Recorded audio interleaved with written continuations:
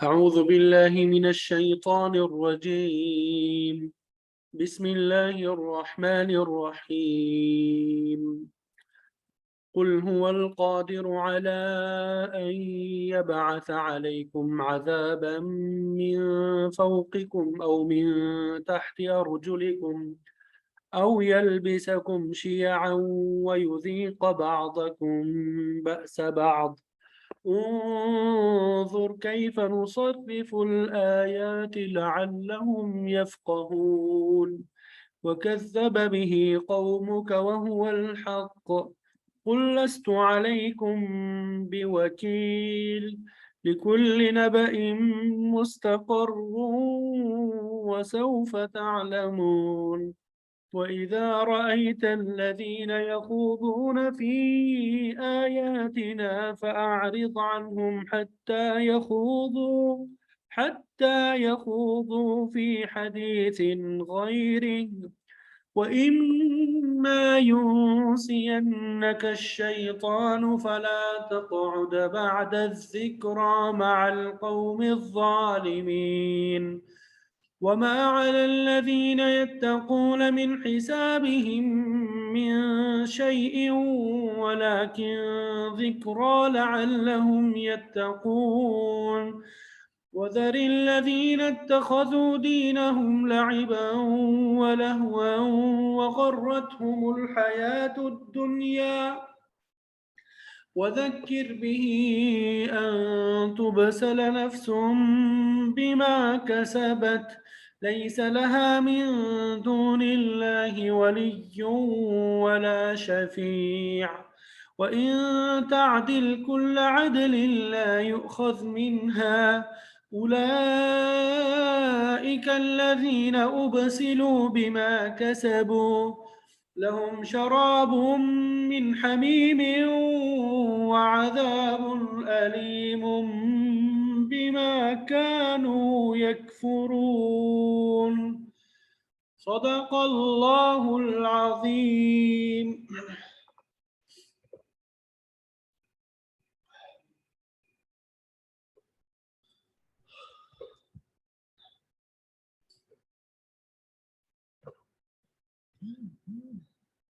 ابھی الحمدللہ سورہ انعام آیت نمبر 65 سے تلاوت کا آغاز کیا۔ سب سے پہلے ہم ان آیات کا ترجمہ دیکھیں گے اور پھر اس کے بعد مفسرین نے جو تفسیر بیان کی ہے وہ انشاءاللہ آپ کے سامنے ذکر کریں گے۔ قل آپ کہہ دیجئے، هو القادر وہی قدرت رکھنے والا ہے، هو القادر وہی قدرت رکھنے والا ہے، علی ان یبعث، علی کا معنی ہوتا ہے پر، ان یبعث، ان کا معنی ہے یہ کہ یبعث وہ بیچ دے، یبعث وہ بھیج دے، علیکم تم پر، علیکم تم پر، عذابا عذاب، من فوقکم تمہارے اوپر سے، من فوقکم تمہارے اوپر سے،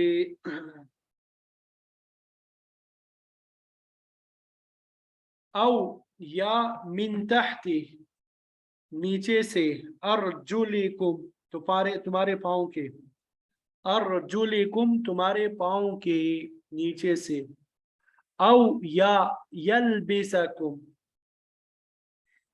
وہ تمہیں تقسیم کر دے، یلبسکم وہ تمہیں تقسیم کر دی، شیعاً مختلف گروہوں میں، وَيُذِيقَ اور وہ چکھا دے، وَيُذِيقَ اور وہ چکھا دے، بَعْضَكُمْ بَأْسَ بَعْضٍ تمہارے بعض کو،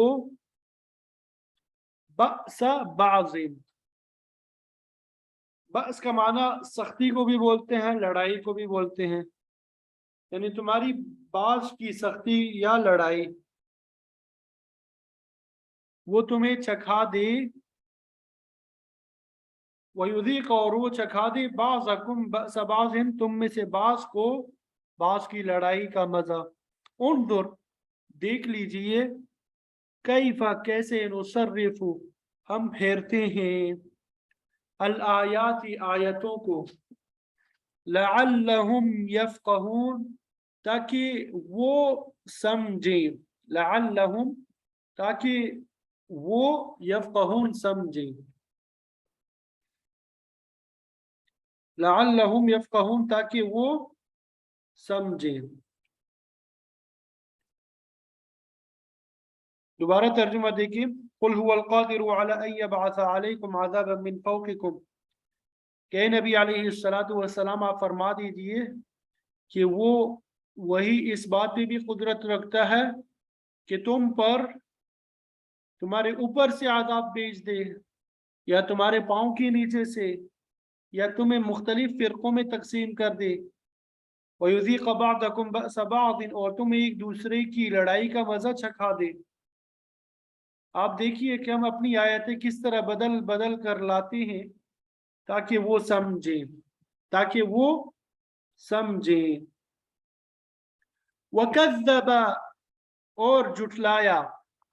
وَكَذَّبَ اور جھٹلایا بھی اسے قوموں کا تیری قوم نے وَهُوَ الْحَقُّ اور وہ برحق ہے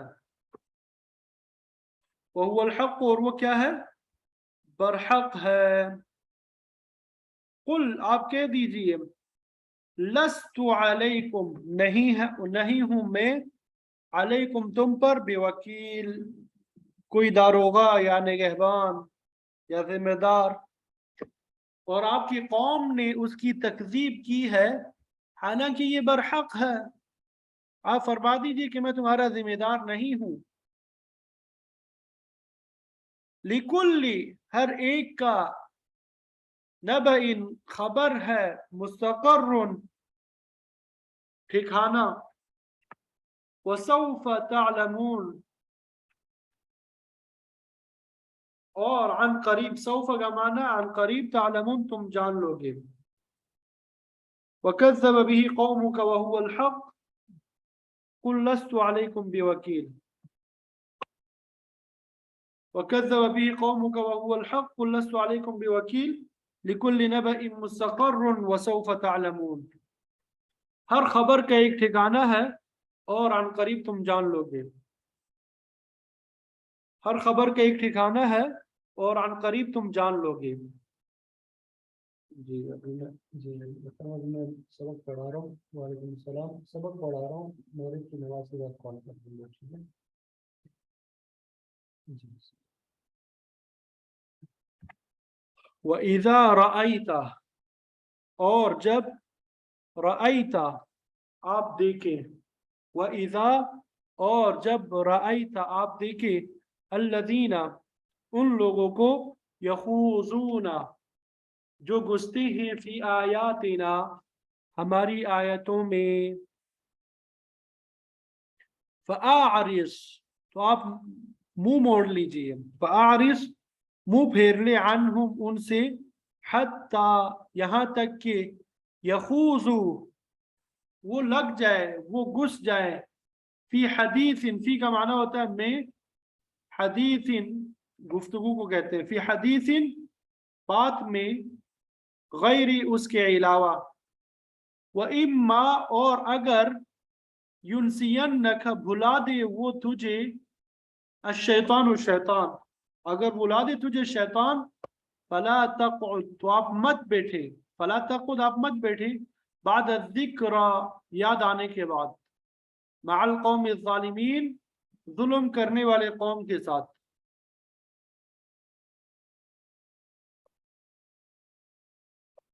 دوبارہ دیکھیں اس آیت کا ترجمہ وَإِذَا رَأَيْتَ الَّذِينَ يَخُوضُونَ فِي آيَاتِنَا کہ جب آپ ان لوگوں کو دیکھیں جو ہماری آیتوں میں جگڑتے ہیں الَّذِينَ يَخُوضُونَ فِي آيَاتِنَا ہماری آیتوں میں گھستے ہیں یعنی ہماری آیتوں میں جگڑتے ہیں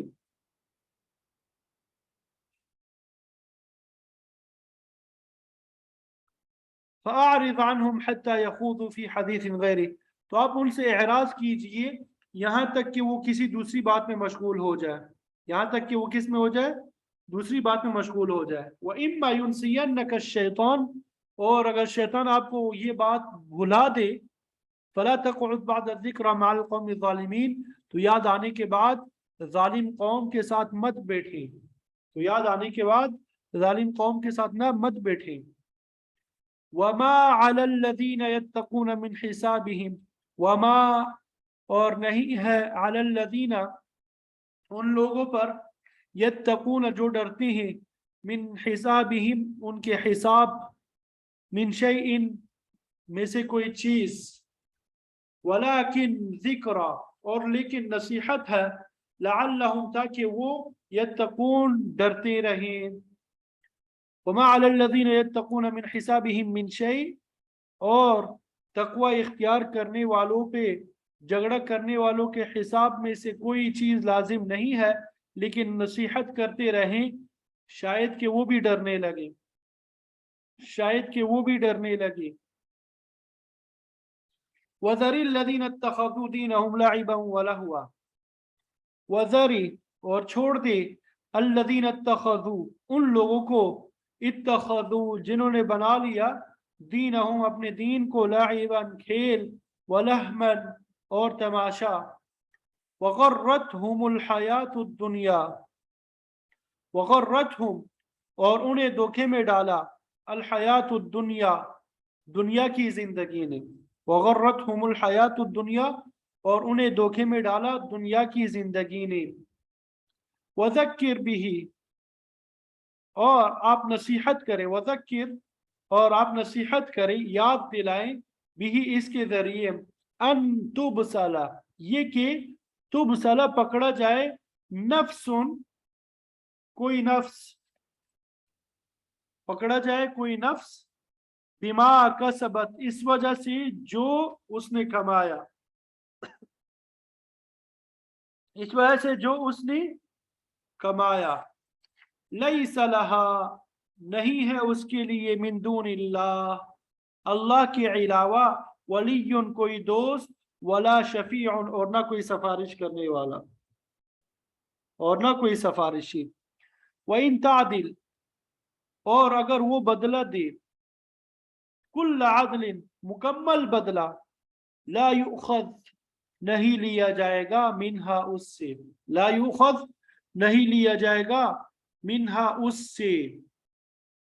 उलाइका, यही लोग है, अल्लदीना, जो, उबसिलू, पकड़े जाएंगे, उबसिलू, जो पकड़े जाएंगे, बिमा कसबू, उसकी वजह से जो उन्होंने कमा लिया, कसबू, जो उन्होंने किया।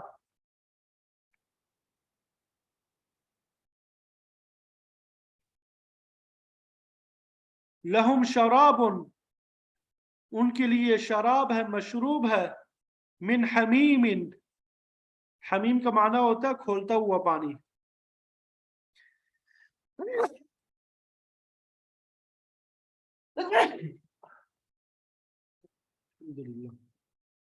लहुम, उनके लिए, शराबुन, मशरूब है, मिन हमीमिन, खोलते हुए पानी में से, व अज़ाबुन अलीम, और दर्दनाक अज़ाब है, बिमा कानू यकफुरून, उस वजह से जो वो नाफरमानी किया करते थे, इस वजह से जो वो नाफरमानी किया करते थे। तो वज़रिल लज़ीना इत्तख़ज़ू दीनहुम, दोबारा देखें, और उन लोगों को छोड़ दीजिए जिन्होंने अपने दीन को खेल तमाशा बना लिया, और दुनिया की जिंदगी ने उन्हें धोखे में डाल रखा है। वज़क्किर बिही अन तुबसला नफ्सुम बिमा कसबत, और इस कुरान मजीद के जरिए नसीहत करते रहे, ताकि कोई नफ्स अपने किए में गिरफ्तार ना हो जाए। लैसा लहा मिन दुनिल्लाहि वलिय्युन वला शफीअ, फिर अल्लाह के अलावा उसका कोई दोस्त और सिफारिश करने वाला नहीं होगा। और अगर वो हर चीज भी बदले में देना चाहेगा तो वो उससे नहीं ली जाएगी। यही लोग अपने किए में गिरफ्तार होंगे, उनके लिए खोलता हुआ मशरूब और दर्दनाक आज़ाब होगा, इस वजह से कि वो कुफर किया करते थे, इस वजह से کہ وہ کفر کیا کرتے تھے۔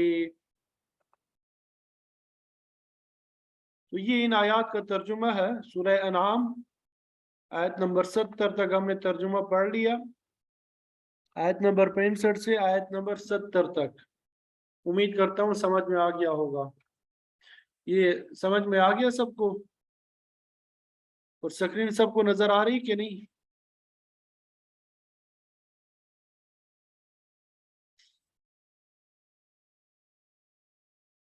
جی بقیہ طالبات کو سکرین نظر آ رہی ہے؟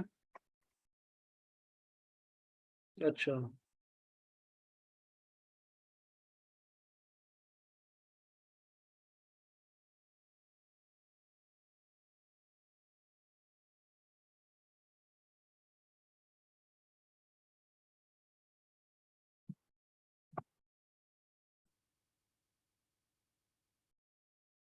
تو اس سے پہلے جو اسباق ہے ان میں اللہ تعالیٰ کے علاوہ غیروں کی عبادت کرنے سے منع کیا کہ یہ کفر، شرک اور گمراہی کی بات ہے، اور اس کے بعد الوہیت کی صفات کو بیان کیا کہ عالم الغیب صرف اللہ تعالیٰ کی ذات ہے، ہر چیز پہ وہی قادر ہے، تو عبادت بھی اسی کی ہونی چاہیے، مدد بھی اسی سے طلب کرنی چاہیے۔ اور پھر درمیان میں یہ بھی فرمایا کہ لوگوں کو خشکی یا تری میں جو مشکلات پیش آتی ہے ان سے بچا کر لانے والا بھی اللہ ہی ہے، لیکن افسوس کا مقام ہے کہ لوگ پھر بھی اس کے ساتھ شرک کرتے ہیں۔ تو یہ ایک قسم کی تنبیہ تھی کہ جب علم غیب کا مالک وہ ہے، غلبہ اور قدرت اس کو حاصل ہے، تو پھر الہ بھی اس کے علاوہ کوئی نہ ہو۔ اگر اللہ تعالیٰ فوراً گرفت نہیں کرتا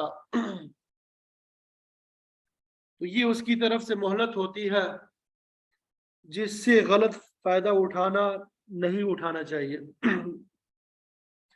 بلکہ پہلی وارننگ پر ہی کفر اور شرک اور بدعات کو چھوڑ کر اللہ تعالیٰ کی الوہیت کا اقرار کر لینا چاہیے۔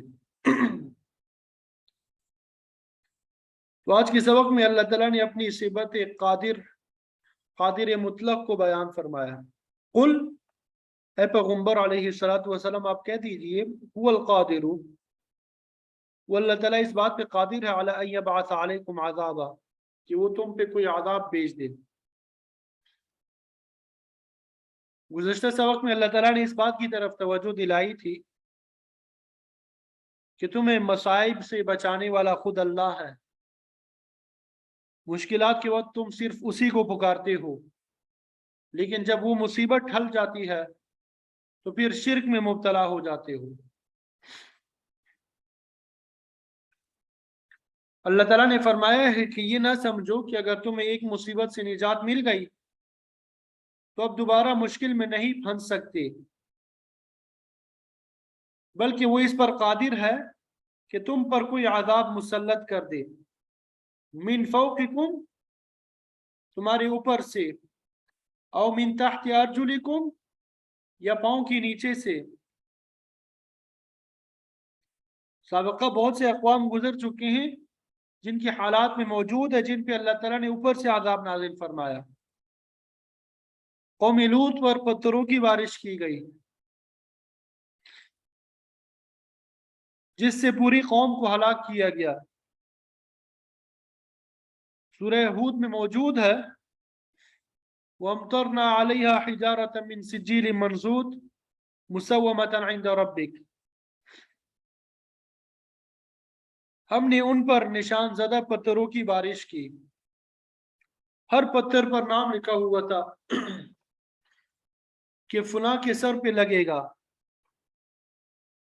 اصحاب فیل کے ساتھ بھی ایسا ہی سلوک ہوا، ترمیہم بحجارۃ من سجیل، ان پر چھوٹے چھوٹے پتھروں کے ذریعے بارش کی گئی۔ گویا اللہ تعالیٰ اوپر فضا سے عذاب نازل کرنے پہ قادر ہے، اوپر سے کوئی طوفان بھی آ سکتا ہے، جیسا کہ نوح علیہ السلام کی قوم پہ آیا، فَأَخَذَهُمُ الطُّوفَانُ، پھر انہیں طوفان نے گھیر لیا۔ इस किस्म की सजा कौम फिरौन भी आई थी और वो हलाक हो गए। और अल्लाह ताला नीचे से भी कोई आज़ाब भेज सकता है। दुनिया में बड़े बड़े जलजले आते हैं और लोग आनन फानन तबाह हो जाते हैं। अभी हाल में ये सैलाब की तबाहकारियां हैं, आपके सामने हैं। कितने लोग तबाह हो बर्बाद हो गए, घर डूब गए। अल्लाह ताला हम सब की हिफाजत फरमाए और जो बाकी बच चुके हैं उनकी हिफाजत फरमाए, और जो शहीद हो चुके हैं अल्लाह ताला उनकी शहादत कबूल फरमाए। और हमारे जो बहन भाई रह चुके हैं हम सबको चाहिए कि उनकी मदद करें। हम सब पे लाजिम है कि भी जो मुश्किल हालात हमारे मुसलमान बहन भाइयों पर आए हैं, हमें उनकी मदद करनी चाहिए ज्यादा से ज्यादा। जैसा कि आप सल्लल्लाहु अलैहि वसल्लम ने फरमाया कि अल मुस्लिमून करजुलिन वाहिद, कि मुसलमान तो एक आदमी की तरह है। इन इश्तका ऐनुहु इश्तका कुल्लु, अगर उसकी आंख में तकलीफ है तो पूरी जिस्म में तकलीफ, सर में तकलीफ पूरे जिस्म में तकलीफ। तो इसलिए हम सब पे लाजिम है कि जहां जहां मुसलमानों पे मुसीबत आई है, तकलीफ में मुब्तला है, हम उनके लिए दुआ भी करें और उनकी माली मदद भी करें। इंशाल्लाह आप सब मदद करेंगे हस्ब इस्तिताअत। मुस्तनद इदारों के जरिए से आपने उनकी मदद करनी है। बहरहाल सैलाब की तबाहकारी अभी आपके सामने है, तो ये भी नीचे की तरफ से अज़ाब इलाही है। तो बहरहाल फरमाया कि अल्लाह ताला कादिर है, वो तुम्हारे ऊपर से कोई आज़ाब भेज दे या तुम्हारे पाँव के नीचे कोई आफत बर्पा कर दे। आवाज आ रही है सबको?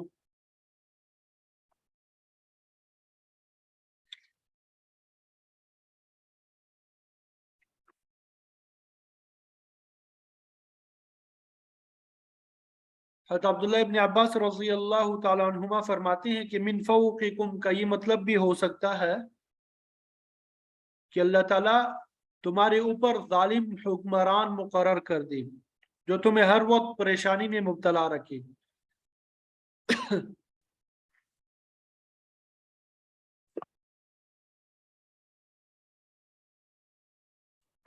फिर आगे फरमाया कि अल्लाह ताला इस बात पे भी कादिर है, औ यल्बिसकुम शियआ, कि तुम्हारे मुख्तलिफ फिरके बनाकर तुम्हें खल्त मल्त कर दे। लुब्स का माना खल्त मल्त कर देना। फरमाया कि सजा की एक सूरत यह भी है कि अल्लाह ताला तुम्हें मुख्तलिफ फिरकों में तकसीम कर दे। वयुज़ीक़ बअदकुम बअस बाज़, फिर बास को बास की लड़ाई का मजा भी चखाए।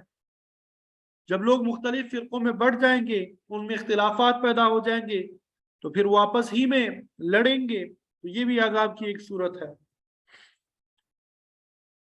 हदीस शरीफ में आता है कि इस आयत के जब ये अल्फाज नाजिल हुए, अज़ाब मिन फौक़िकुम, तो आप सल्लल्लाहु अलैहि वसल्लम ने दुआ की, अऊज़ु बिवजहिका, ए अल्लाह मैं तेरी ज़ात के साथ इस अज़ाब से पनाह मांगता हूँ। और फिर जब अल्फाज आए औ मिन तहति अर्जुलिकुम, तब भी आप सल्लल्लाहु अलैहि वसल्लम ने नीचे वाले अज़ाब से पनाह मांगी। आयत का तीसरा टुकड़ा औ यल्बिसकुम शियआ नाजिल हुआ, तो आपने फरमाया ये निस्बतन आसान है। रिवायत में आता है कि इन तीन दुआओं में से पहली दो को अल्लाह ताला ने मंजूर कर लिया और वादा फरमाया कि आप सल्लल्लाहु अलैहि वसल्लम की उम्मत पर न तो नूह अलैहिस्सलाम की कौम जैसा बारिश या पत्थरों का अज़ाब आएगा कि पूरी कौम ही हलाक हो जाए, और न नीचे से ज़लज़ले और सैलाब वगैरह ही पूरी उम्मत के लिए तबाहकुन होगी। अलबत्ता आपस की फिरका बंदी के मुतालिक अल्लाह ताला ने आप सल्लल्लाहु अलैहि वसल्लम की दुआ कबूल ना की। चुनांचे ये फिरके जो है ये क़यामत तक कायम रहेंगे। हज़रत रज़ी अल्लाह तआला अन्हु की रिवायत में आता है कि आप सल्लल्लाहु अलैहि वसल्लम ने ये दुआ भी की कि अल्लाह मेरी उम्मत पर किसी दुश्मन को मुसल्लत ना फरमाना अल्लाह ताला ने ये दुआ भी कबूल फरमाई कि दुश्मन तो मुसल्लत ना होगा लेकिन आपस की लड़ाई जारी रहेगी। फिर आपने देखा कि उम्मत मुहम्मदिया में तातारियों का जो फितना था ये अपनों की वजह से पैदा हुआ।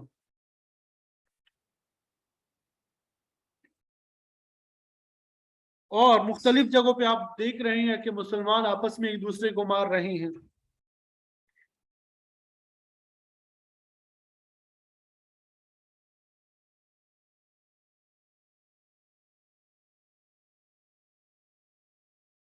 खैरुल कुरून में तो लोग इस बीमारी से महफूज थे, लेकिन आपके रुखसत हो जाने के 35 साल बाद भी आदाब शुरू हो गया।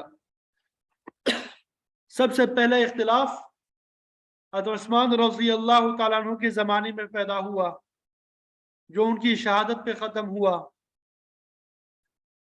फिर मुसलमानों के दरमियान और मुख्तलिफ लड़ाइयाँ हुई, जंगें हुई। आप सल्लल्लाहु अलैहि वसल्लम ने फरमाया कि जब मेरी उम्मत में एक दफ़ा तलवार चल जाएगी तो फिर क़यामत तक चलती रहेगी। फिर उसके बाद आम फितने शुरू हो गए, फिर कबंदी पैदा हो गई, खिलाफत जो है वो मुल्कियत में तब्दील हो गई, इज्तिमाइयत की जगह इनफरादियत ने ले ली। तो इस तरह उम्मत में मुस्तकिल इंतशार पैदा हो गया, नेक लोग दुनिया से ख़त्म हो गए, अक्सर व बेशतर शर का गलबा रहा।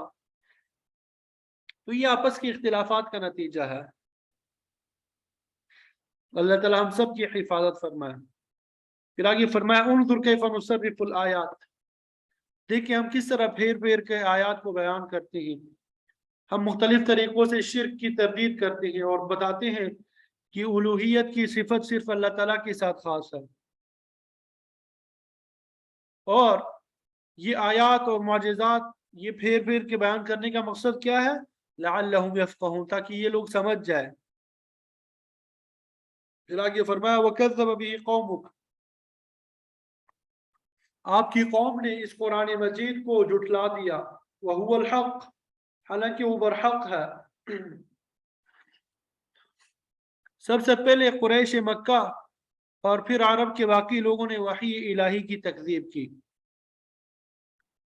इसी सूरत में पहले बयान हो चुका है कि मुश्रिकीन कहते कि हम आपको तो सादिक और अमीन मानते हैं, लेकिन हम इस किताब को तस्लीम नहीं करती क्योंकि ये हमारे तरीक़ों और हमारे माबूदों की तरदीद करती है। तो आप सल्लल्लाहु अलैहि वसल्लम को खिताब करके ये फरमाया गया कि जब ये लोग कलाम इलाही की तकज़ीब करते हैं, कुल लस्तु अलैकुम बिवकील, आप उनसे कह दे कि मैं कोई तुम्हारा निगहबान तो नहीं हूँ, तुम्हारा निगरान जो है वो तो अल्लाह ताला है, वो जब चाहे सजा दे सकता है। मेरा काम तो तुम्हें सिर्फ समझाना था, अल्लाह ताला के हुक्म से आगाह करना था।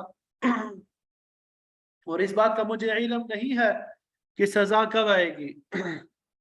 लिकुल्लि नबइन मुस्तक़र्रुन, हर खबर के लिए वक्त मुकर्रर है, जब वो वक्त आएगा तो वो चीज़ वाक़ई हो जाएगी, लेकिन मुझे इसका इल्म नहीं है। कुफर और शिरक करने वाले हमेशा अज़ाब में गिरफ्तार हुए हैं। जब अल्लाह की मशीयत होगी तो वो मुजरिमीन को पकड़ लेगा। क़द जअलल्लाहु लिकुल्लि शैइन क़दरा, अल्लाह ताला ने हर चीज़ के लिए एक अंदाज़ा मुकर्रर कर रखा है जिसके मुताबिक वो ज़ाहिर हो जाती है। उरूज और ज़वाल वक्त पे आता है, जज़ा और सज़ा भी अपने वक्त मुकर्रर पे आएगी।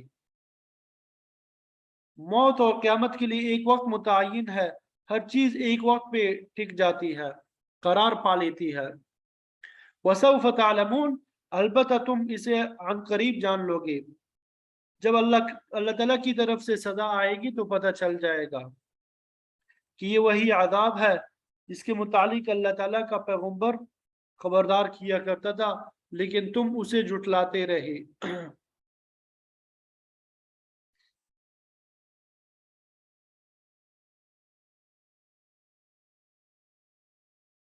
फिर आगे अगली आयत में बयान फरमाया कि आयत इलाही का मजाक उड़ाने वाले उनकी मजम्मत की गई और उनके बारे में हुक्म दिया कि उनसे एराज करो और تبلیغ دین کا کام جو ہے وہ بھی جاری رکھو۔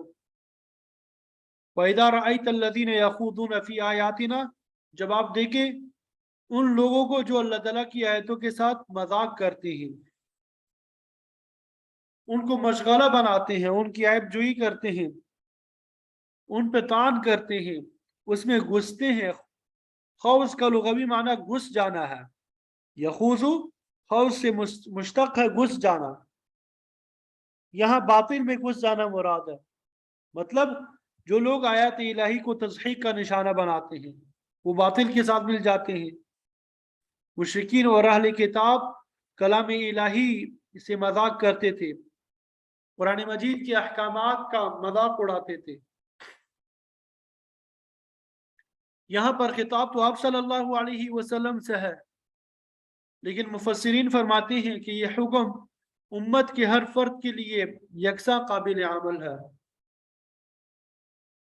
تو فرمایا جب لوگ قرآن مجید کی آیات سے استہزاء کرنے لگے تو پھر آپ کے لیے یہ حکم ہے فَأَعْرِضْ عَنْهُمْ، آپ ان لوگوں سے اعراض کریں، یعنی ان سے کنارہ کشی اختیار کر لیں، ان کی مجالس میں شریک نہ ہو۔ حَتَّى يَخُوضُوا فِي حَدِيثٍ غَيْرِهِ، یہاں تک کہ وہ کسی اور بات میں مشغول ہو جائے۔ مقصد یہ کہ اگر ان کا موضوع گفتگو خوض فی الآیات نہ ہو، یعنی آیات کا مذاق نہ اڑا رہے ہو، دین کا مذاق نہ اڑا رہے ہو، بلکہ کوئی اور بات چیت ہو رہی ہو، تو پھر آپ ان کی مجلس میں بیٹھ سکتے ہیں۔ تو یہ حکم قرآن مجید کے نازل ہونے کے زمانے میں بھی تھا اور آج بھی ہر مسلمان کے لیے ہے۔ اس کا خلاف احکام الہی کے خلاف ورزی تصور ہوگا۔ امام ابو بکر جساس رحمۃ اللہ علیہ بڑے مفسر گزرے ہیں، وہ فرماتے ہیں کہ جس مجلس میں آیات الہی کی توہین ہو رہی ہو، حدیث مبارکہ کے ساتھ مذاق ہوتا ہو یا احکام دین کا مذاق اڑایا جاتا ہو، وہاں کسی مسلمان کے لیے بیٹھنا جائز نہیں ہے، بلکہ وہاں سے بالکل فی الفور علیحدہ ہو جانا چاہیے۔ مبتدعین کی مجالس کا بھی یہی حکم ہے، جہاں بدعات کی حوصلہ افزائی ہوتی ہو، آیات الہی کی معانی کو توڑ توڑ کے پیش کیا جاتا ہو، وہاں کسی راسخ العقیدہ مسلمان کا ٹھہرنا درست نہیں، بلکہ ایسی مجالس سے کنارہ کشی کرنا ہی بہتر ہے۔ منافقین کا رویہ بھی اسی قسم کا ہوتا ہے، وہ بھی نجی مجلسوں میں آیات الہی کے خلاف باتیں کرتے ہیں، پیغمبر اسلام پہ تنقید کرتے ہیں، لیکن جب ان کا تعاقب کیا جاتا ہے تو کہتے ہیں ہم تو صرف دل لگی کر رہے تھے۔ ایسے ہی لوگوں کے متعلق اللہ تعالیٰ نے فرمایا قُلْ أَبِاللَّهِ وَآيَاتِهِ، آپ کہتے کہ کیا اللہ تعالیٰ اور اس کی آیات کے ساتھ دل لگی کرتے ہو؟ یہ تو بہت بری بات ہے۔ تو بہرحال اہل ایمان کو ہر اس مجلس سے کنارہ کشی اختیار کرنے کا حکم دیا گیا ہے جس میں قرآن مجید، آپ صلی اللہ علیہ وسلم کی ارشادات مبارکہ اور شریعت کی کسی بات سے تمسخر کیا جاتا ہو یا کسی قسم کی نکتہ چینی کی جاتی ہو۔ دوسری جگہ بھی موجود ہے، اللہ تعالیٰ نے فرمایا جب یہ لوگ باطل باتوں میں مشغول شاعر دین پہ نکتہ چینی اور عیب جوئی کر رہے ہوں تو ایسی صورت میں اگر آپ ان کی مجلس میں شامل ہوں گے انکم اذا مثلہم، تو آپ بھی انہی جیسے ہو جائیں گے، آپ بھی انہی میں سے شمار ہوں گے۔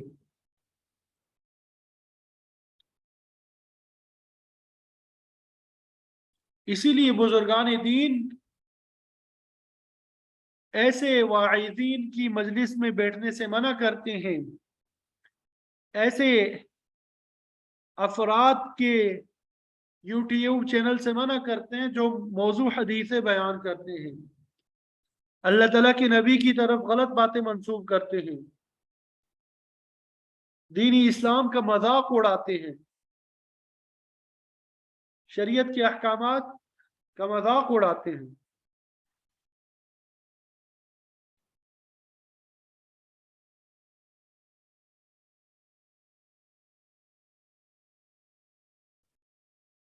اللہ اکبر کبیرہ۔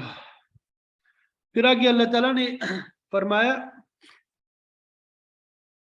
وَإِمَّا يُنْسِيَنَّكَ الشَّيْطَانُ، اگر تمہیں شیطان بلا دی، یعنی اگر آپ بھول کر دین پہ طعن و تشنیع کرنے والی مجلس میں شامل ہو جائے یا کسی لا علمی کی بنا پہ وہاں جا بیٹھے، تو فرمایا فلا تقعد بعد الذکر مع القوم الظالمین، یاد آ جانے کے بعد اس ظالم قوم کے پاس نہ بیٹھے، بلکہ ایسی مجلس سے فوراً علیحدگی اختیار کر لیں۔ یہاں پر بھول جانے یا بھلا دینے کا ذکر ہے۔ در حقیقت کسی چیز کا بھلا دینا اللہ تعالیٰ کی منشا کے بغیر تو نہیں ہوتا، لیکن یہاں پر اسے شیطان کی طرف اس لیے منسوخ کیا گیا ہے کہ وہ ایسی باتوں سے خوش ہوتا ہے۔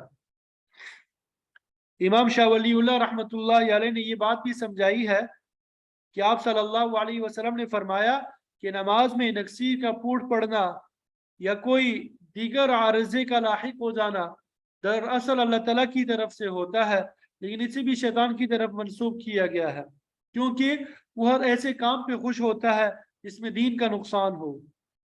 موسیٰ علیہ السلام کے سفر کے واقعے میں بھی آتا ہے، جب آپ اور آپ کے ساتھی یوشع منزل مقصود سے بہت آگے نکل گئے تو وہاں خادم نے کہا کہ جب ہم چٹان کے پاس ٹھہرے تھے تو میں مچھلی وہاں بھول گیا تھا جو سمندر میں چلی گئی، تو اس کو بیان کیا اس انداز سے قرآن مجید میں وما انسانی ہو الا الشیطان، کہ یہ بھول جو ہے یہ شیطان ہی کی وجہ سے ہے۔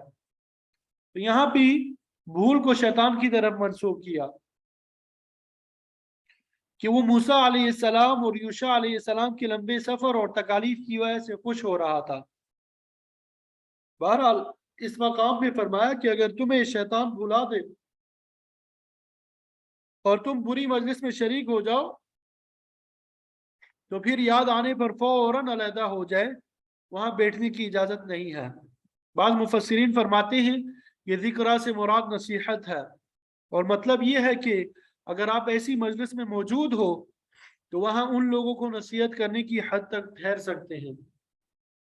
جب آپ اس فریضے سے شبکدوش ہو جائیں تو پھر وہاں بالکل نہ روکیں، بالکل علیحدگی اختیار کریں، اور جب آپ وہاں سے اٹھ کے چلے جائیں گے وما علی الذین یتقون من حسابہم من شیء، تو کفار اور مشرکین کے حساب میں سے متقین پہ کوئی ذمہ داری عائد نہیں ہوتی، ان کی برائی کا حساب آپ سے نہیں لیا جائے گا، اور وہ اپنی کارکردگی کے خود ذمہ دار ہیں۔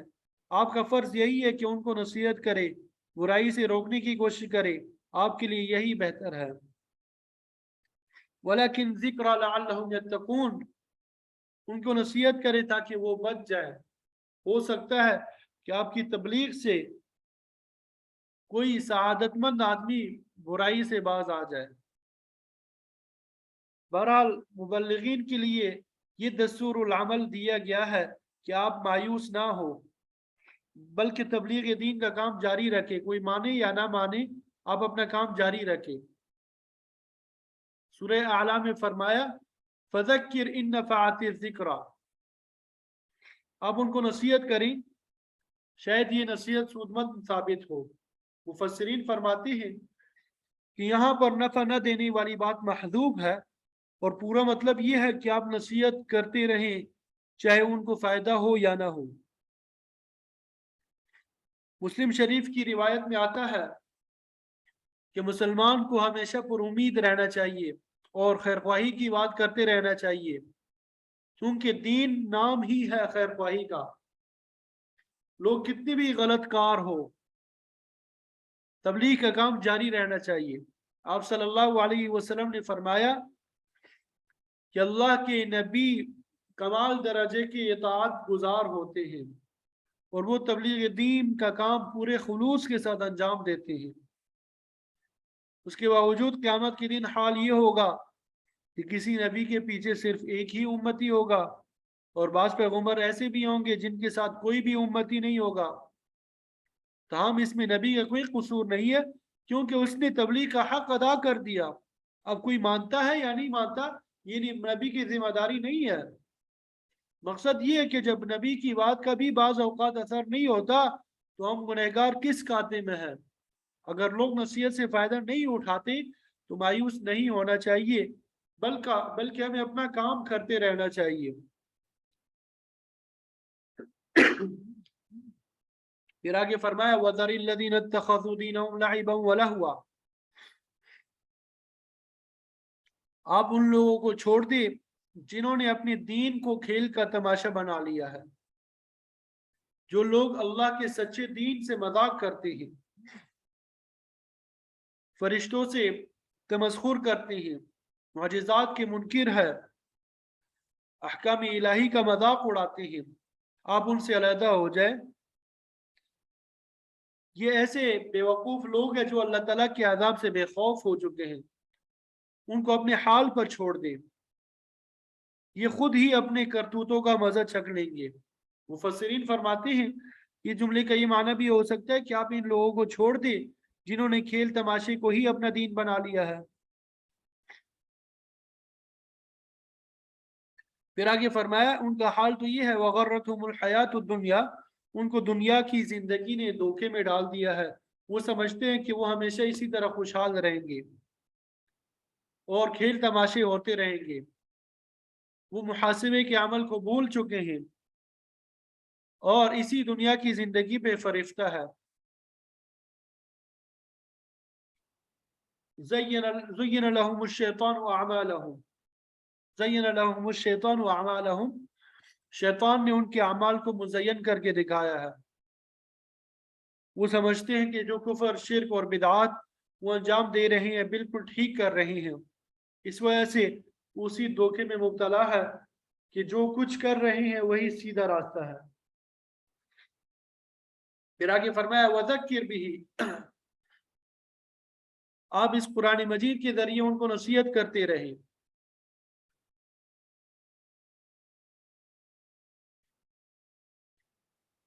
ان تبصر نفس بما کسبت، تاکہ کوئی نفس اپنی غلط کارکردگی کی وجہ سے گرفتار نہ ہو۔ ظاہر ہے کہ جو کوئی نصیحت نہیں پکڑے گا وہ اپنے کیے درے میں پکڑا جائے گا۔ سورہ مدثر میں آتا ہے کل نفس بما کسبت رہینہ، ہر شخص اپنے اعمال کی وجہ سے جکڑا ہوا ہے، وہ احکام الہی سے سرکشی کر کے بھاگ نہیں سکتا، بالآخر پکڑا جائے گا۔ تو یہاں بھی فرمایا کہ ہر شخص اپنے اعمال کی وجہ سے گرفتار ہے۔ لیس لہا من دون اللہ ولی ولا شفیع، یہاں پہ جو لفظ آیا ہے ابصال، اس کے مختلف معنی آتے ہیں، منع کرنا، روک دینا، گرفتار کرنا۔ شیر کو اسد باسل اس لیے کہتے ہیں کہ وہ شکار کو روک لیتا ہے، وہ بھاگ نہیں سکتا۔ رجل باسل اس شخص کو کہتے ہیں جو اپنے مد مقابل کو قابو کر لیتا ہے، چھوڑتا نہیں ہے۔ تو بہرحال فرمایا کہ آپ ان کو نصیحت کرتے رہیں تاکہ یہ اپنے کیے ہوئے گناہوں کی پاداش میں گرفتار نہ ہو جائے، اور جو نفس اپنے جرائم کی سزا میں گرفتار ہو جائے گا لیس لہا من دون اللہ ولی ولا شفیع، اس کے لیے اللہ کے علاوہ نہ کوئی سازگار ہوگا اور نہ کوئی سفارش کرنے والا۔ وَإِن تَعْدِلْ كُلَّ عَدْلٍ، اگر کوئی گرفتار مصیبت شخص اپنی رہائی کے لیے فدیہ دینا چاہے، ہر قسم کا فدیہ، لا يُخَذْ مِنْهَا، اس سے وہ فدیہ نہیں لیا جائے گا۔ اولئک الذین ابصروا بما کسبوا، یہی وہ لوگ ہیں جنہیں گرفتار کیا گیا ان کی کمائی کے بدلے میں، جنہوں نے اس دنیا میں کفر، شرک اور بدعات کو اکٹھا کیا، آخرت میں ان کی تواضع اس طرح ہوگی لہم شراب من حمیم، کہ ان کے پینے کے لیے کھولتا ہوا پانی ہوگا۔ اللہ تعالیٰ ہم سب کی حفاظت فرمائے۔ سورہ محمد میں آتا ہے سقوا ماء حمیما فقطع امعاءهم، کھولتا ہوا پانی، اس کا گھونٹ جو ہے منہ میں ڈالیں گے تو وہ آنتوں کو کاٹ کر نیچے پھینک دے گا، وہ پانی پگھلے ہوئے فولاد سے بھی زیادہ گرم ہوگا۔ دوزخ کی آگ دنیا کی آگ سے 70 گنا زیادہ گرم ہوگی۔ وعذاب علیم، اور طرح طرح کا دردناک عذاب دیا جائے گا۔ اس دنیا میں کی گئی تمام برائیاں خوفناک شکلوں میں متشکل ہو کر ان کے لیے عذاب بن جائیں گی۔ بخل سام کی شکل بن کر ڈسے گا، بد اخلاقی درندوں کی شکل اختیار کر کے حملہ کرے گا، کفر اور شرک جہنم کی آگ بن کے لپٹے گا، کیونکہ اللہ تعالیٰ کی آیات کے ساتھ کفر کرنا بہت بڑا جرم ہے. جگہ جگہ فرمایا والکافرون هم الظالمون، کفر کرنے والے ہی ظالم ہے جو مختلف سزاؤں میں مبتلا ہوں گے. تو فرمایا ان کے لیے عذاب علیم ہوگا بما کانوا یکفرون، اس وجہ سے کہ یہ لوگ دنیا میں کفر کرتے تھے. اللہ تعالیٰ نے دین میں طعن کرنے والوں کے برے انجام سے آگاہ کر دیا اور نصیحت والی بات بھی سمجھا دی. اللہ تعالیٰ ہمیں سمجھ کی توفیق عطا فرمائے اور ان باتوں پہ عمل کی توفیق عطا فرمائے. جہنم کی عذاب سے ہم سب کی حفاظت فرمائے، جہنم کی طرف لے جانے والے اعمال سے ہم سب کی حفاظت فرمائے. وآخر دعوانا ان الحمد للہ رب العالمین.